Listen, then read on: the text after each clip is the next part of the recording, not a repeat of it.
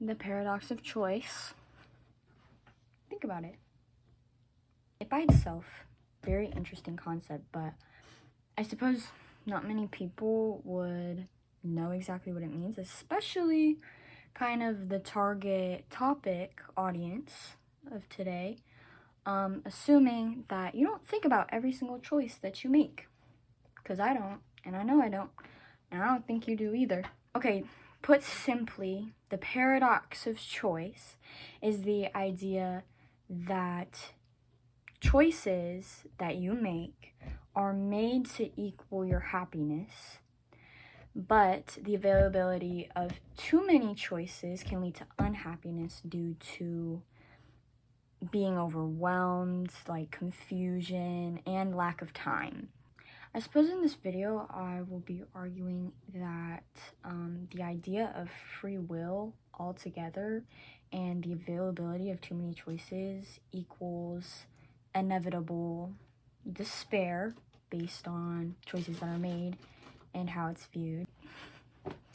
Okay, so I guess put simply, in extreme cases, this paradox would be like little Susie is 4 years old and she's at the dinner table. She has the choice of a drink, okay? Now her family, very wealthy, they keep many drinks in their fridge, little bit excessive. So little Susie does not only have the choice of a drink, she has the choice of a type of drink, like water, milk, juice, and alcohol.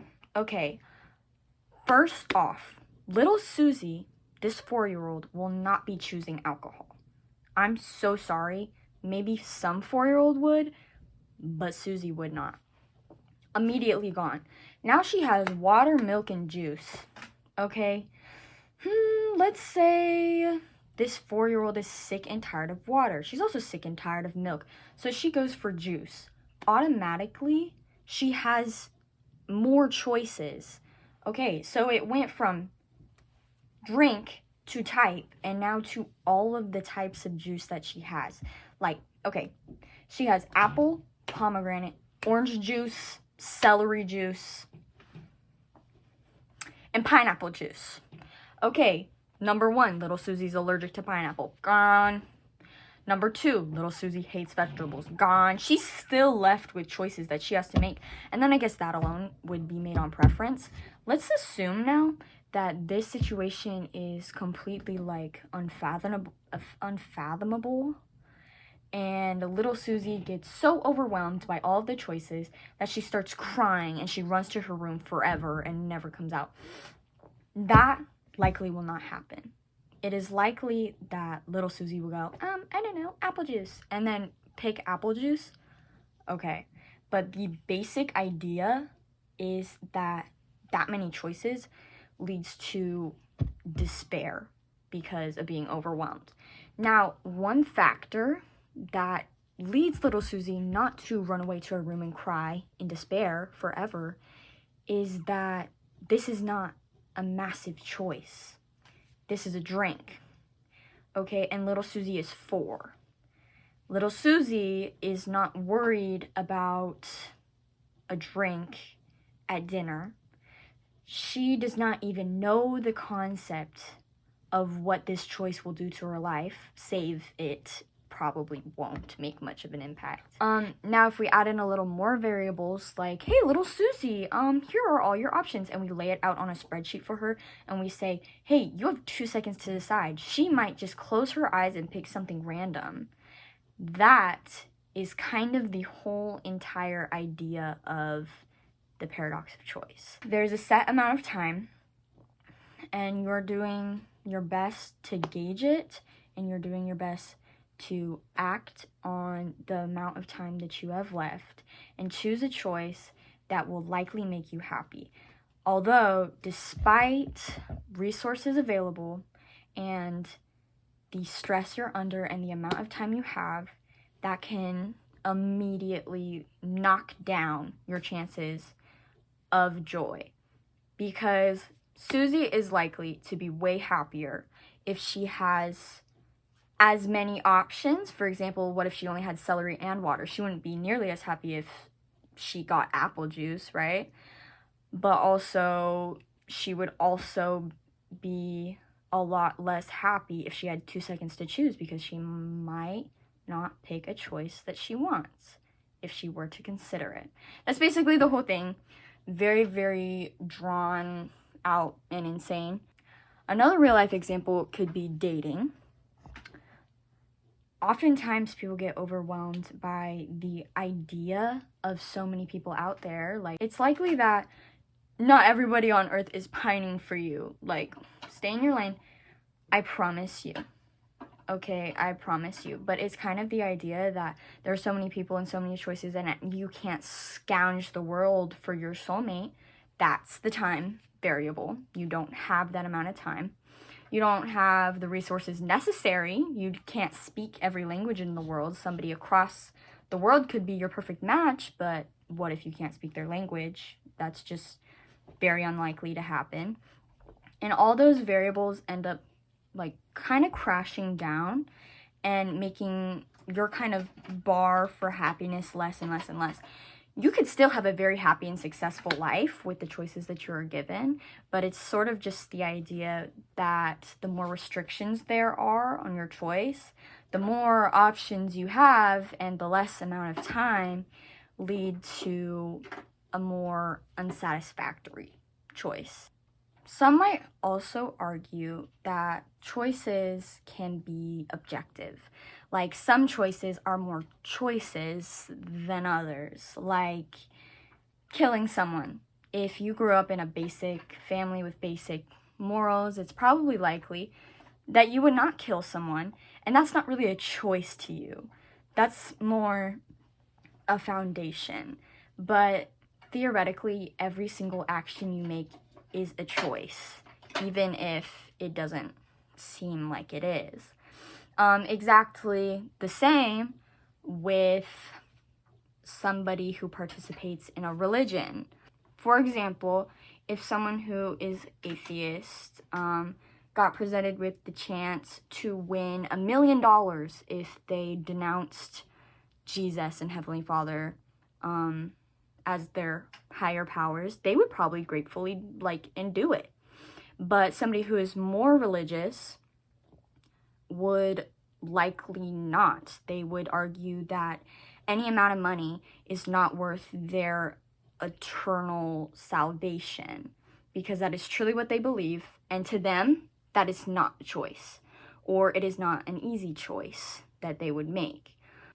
Some would also argue that relative to happiness, somebody who's religious would have a happier life if they just said a few words and got $1 million. But to them, that would be costing their eternal life, whether it actually is real or not.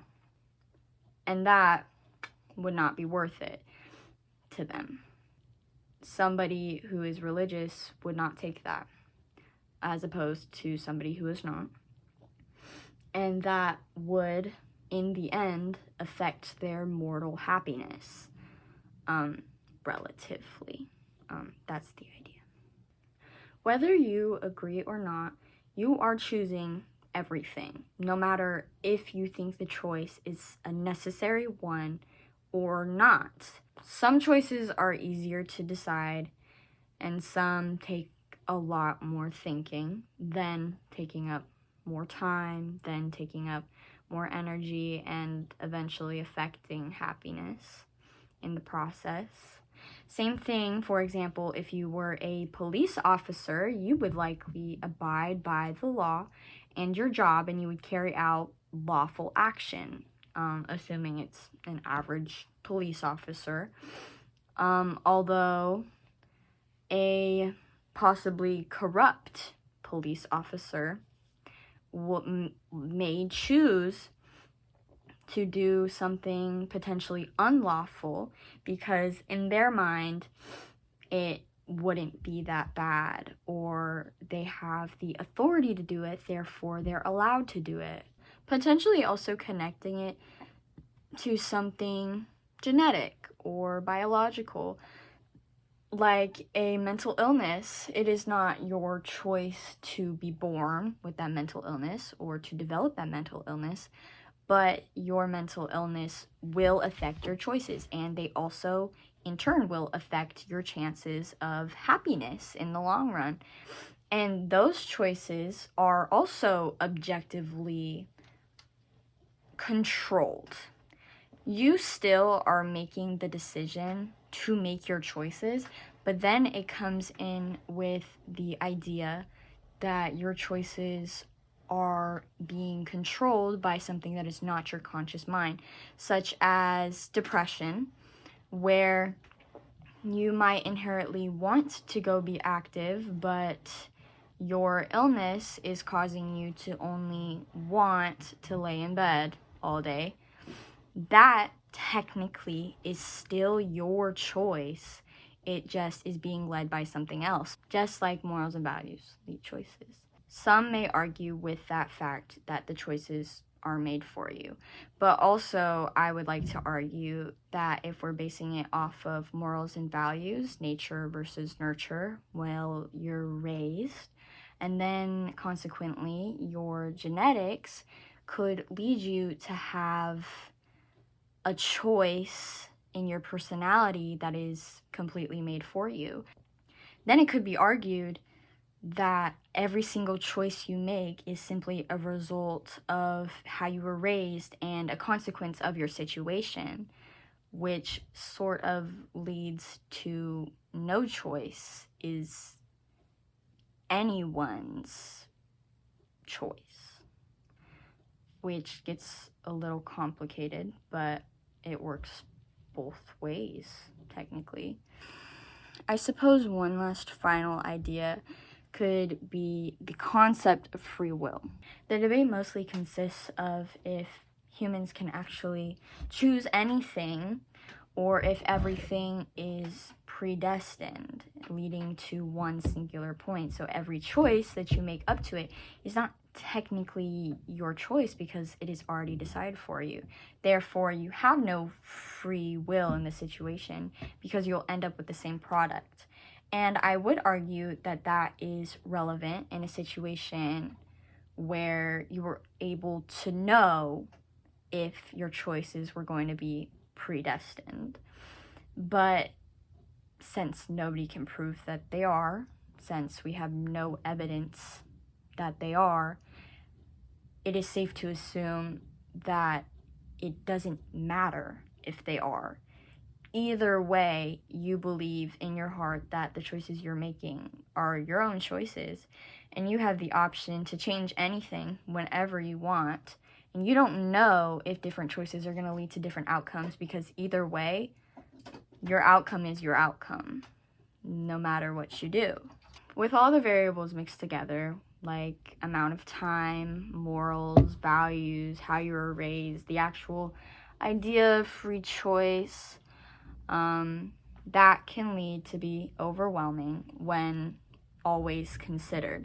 Luckily for us, it's usually not always considered. You're not likely always thinking about all of these options all the time, which is probably why you're functional.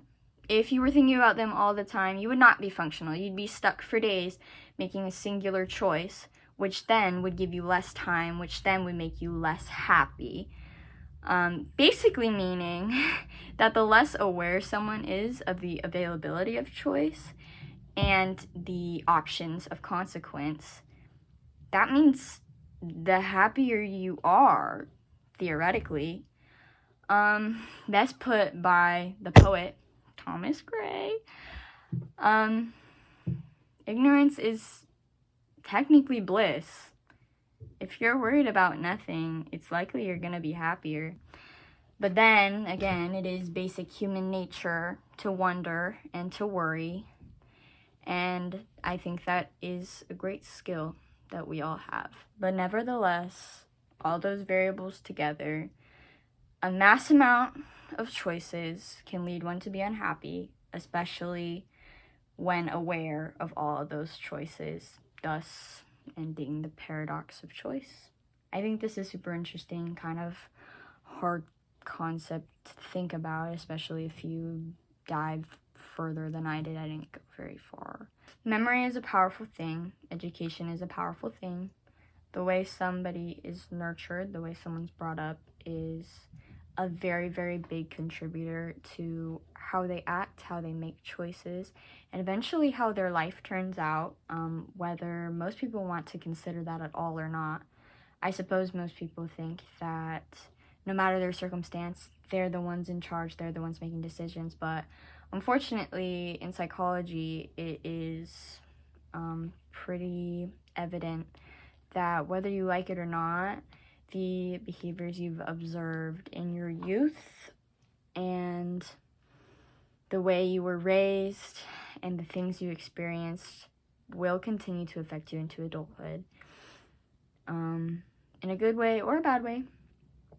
And I suppose we can all just try our best. So, try your best.